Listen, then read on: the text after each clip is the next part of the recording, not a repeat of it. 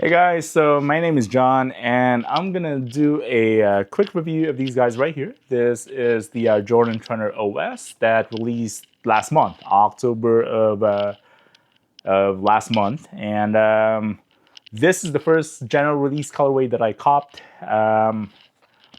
the white slash sail colorway, and then I want to say like 3 or 4 weeks after the last week of October, this colorway came up, and this is actually the colorway that I wanted to cop first. But hey, when I tried these on for the very first time, I just fell in love with the fit, man. Uh, so yeah, man. This is I want to say that this is one of the best comfortable Jordan models that came this year. Not from a training point of view, but this is more on a casual point of view. And I do want to shout out Nike out there in Las Vegas, Nike Caesars in Las Vegas, for giving me a free Jordan shoe bag to go along with this shoe purchase. This one is something that I bought online, but this one is a purchase that I made in store at Nike in Caesars Palace. So, if you guys are watching this, I just want to say thank you for, for providing me with that shoe bag. And hey, man, freebie is a freebie, and I really appreciate it. So let's get on to the fit, man. So the fit itself, just like with any Nike slash Jordan model, it fits true to size. I'll wear a size 10 and a half, a little bit on the wider side. And again, man, no complaints on the fit. It has a mesh upper. When I tried these out outside, of course, outside, right? When I tried these out outside, man, during hot weather, I think it was like around 84 or 85 degrees out here in Vegas last month. When I tried these out outside, it's breathable. You know, you can wear thin or thick socks, and it's still, the air still flows through these mesh uppers right here. And no complaints, man. No complaints at all with that. As far as the cushion system that they use, it is according to the Nike's website and according to the box that came along, with these shoes right here, because if you purchase one of these Jordan Trunners, so it has a sticker on the box itself, and it says, the specs that they have for the shoe. The cushion itself that they use is a Cushlon 3.0. Well, it's actually my first time, trying that Cushlon system because I never had a Cushlon 2.0 and I never had the original Cushlon system that, or maybe I did. I don't know. I'm gonna have to go through the shoes that I have here. But yeah, man, no complaints at all with the cushioning system. And as far as the comparison between this and the Vomero 5, because from the looks point of view, this is like, this shoe right here is going to be an automatic comparison to that Nike model, right? So I will say this,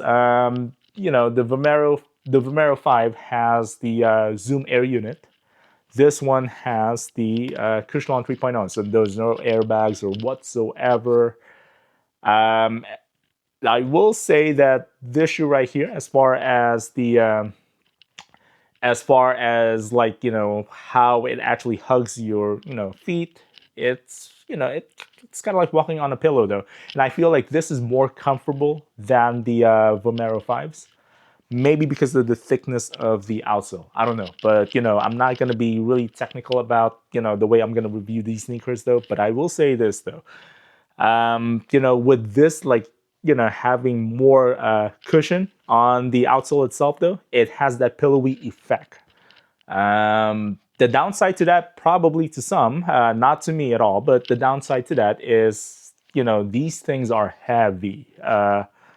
If you were to actually compare this side by side to a, let's say, for example, like a Vomero 5 or maybe like a Vomero 18, this is really on the heavy side.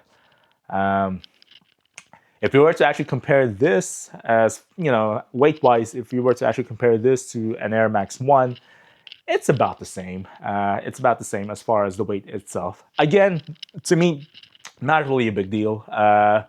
I don't really I don't really make it a big deal at all as far as the weight, because I don't really use it, as a performance shoe. I use it mostly as a casual shoes, and that's what these shoes are meant for. As far as the comfort, and this is where I'm gonna be spending a lot of time here. As far as the comfort of these shoes right here, I do have a sciatic nerve pain on my left. And yeah, it does become really hard for me to actually go up there and and get up sometimes. I'm in my mid 30s, and I know, aside from the diet and exercise, your body is slowly reacting to things that you're not used to in your 20s. And again, this is like the shoe that Nike's marketing for the dads out there, right? Although I'm not a dad yet, but I mean, yeah. And I will say this: I've stand around these shoes right here for about for about an hour or 2 hours max. I walk around this shoe right here for about 10 to 15,000 steps last week. And when I took this off, my sciatic nerve pain didn't really act up at all. So that is something to keep in mind. So, for the folks out there, for the dudes out there that do have a sciatic nerve pain, just keep that in mind. That it's not going to cure it or anything like that, though, but it will help you on your day-to-day activities as far as like walking around Disneyland or walking around the Strip, because I live here in Vegas. And yeah, this one is one of those comfortable shoes that is going to be your go-to shoes.